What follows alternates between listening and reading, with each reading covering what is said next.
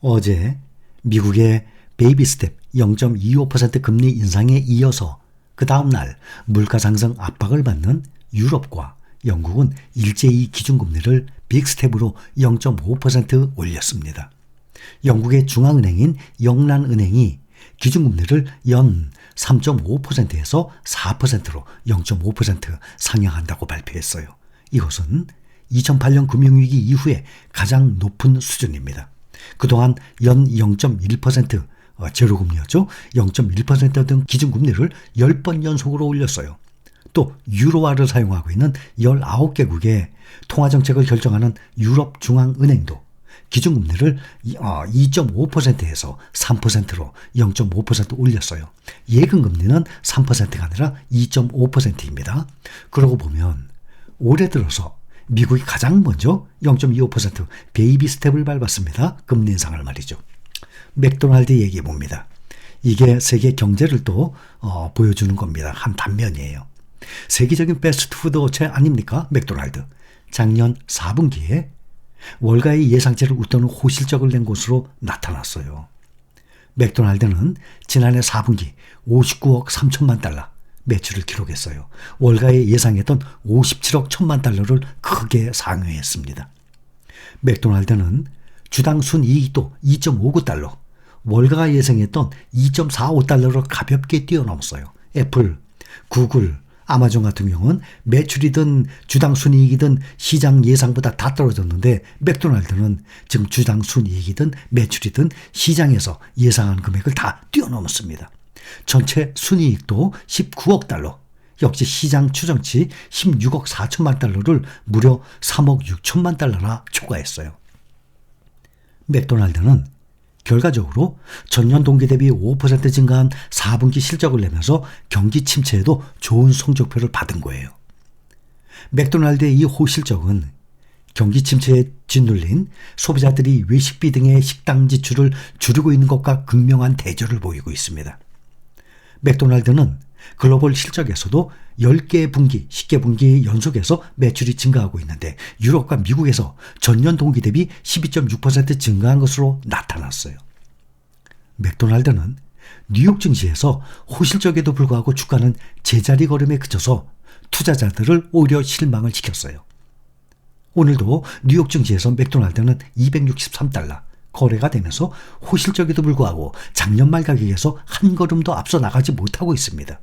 기술주들이 이렇게 뛰고 있는데도.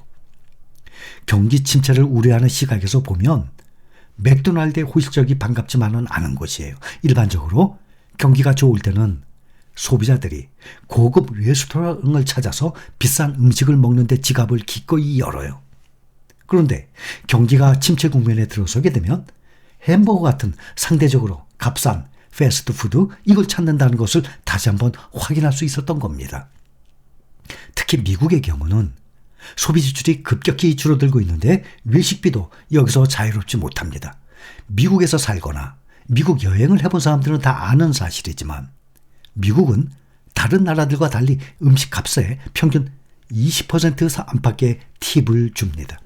점심의 경우는 15에서 18%, 저녁은 20에서 25% 상당의 팁을 식당 종업원에게 주는 게 불문율이라고 합니다. 식당 종업원들은 일반적인 시급이 아니라 팁에 의존해서 살아나기 때문입니다. 4인 가족이 제법 괜찮은 음식점에서 식사를 할 경우 음식값이 200달러가 나왔다면 200달러 얼마입니까? 25만 원이에요. 한 번 식사 한 번 하는데 그런데 팁으로 40에서 50달러 얼마입니까? 약 6만 원 정도가 나가요. 팁으로. 어마어마하죠? 6만 원이면 정말 우리나라에서 4인 가족이 뭐 푸짐하게 못 먹죠? 그냥 하여튼 식사 한 번 할 수 있을 정도. 이게 팁으로 나가요. 그렇기 때문에 음식값과 팁을 합치면 부담이 올라갈 수밖에 없습니다.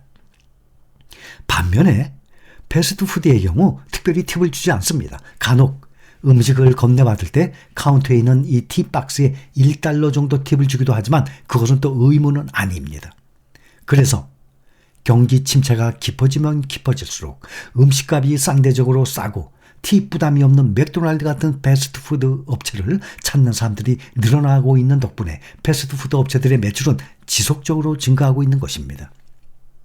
이번에 연준이 이번 FOMC에서 금리를 0.25% 올리는 베이비 스텝을 밟으면서 시장은 당장은 인플레이션 공포와 금리 인상 공포에서 벗어나는데 크게 현재 안도하는 모습이에요. 그러나 인플레나 금리 공포에서 어느 정도 벗어났다는 이 안도감보다 이제는 또 경기 침체를 더 걱정해야 되는 시기입니다. 미국과 유럽 등의 주요국들이 경기 침체의 늪에 빠지고 있다는 징후는 곳곳에서 나타나고 있어요. 특히 미국에서 지난달 해고된 임시직 노동자가 2년 만에 최대치를 기록합니다. 미국이 본격적으로 경기 침체에 빠져든 게 아니냐라는 우려를 낳고 있어요. 미국 노동부에 따르면 작년 8월부터 12월까지 미국 기업이 해고한 임시직 노동자는 11만 800명이라고 합니다. 12월 한 달에만 해고된 임시직 노동자는 3만 5천 명으로 지난 21년 초 그 이후 최대치를 기록한 상태예요. 통상적으로 기업들은 경기 침체에 빠지면 비용 절감을 위해서 비교적 해고가 용이한 임시직 노동자들을 가장 먼저 줄이게 됩니다. 2007년 초에도 미국에서 임시직 노동자가 대거 해고된 적이 있었는데 글로벌 금융위기가 닥친 그 이듬해부터 본격적으로 경기 침체가 확산되고 고용시장이 크게 위축되었던 점은 또 시사하는 바가 큽니다. 여기까지입니다.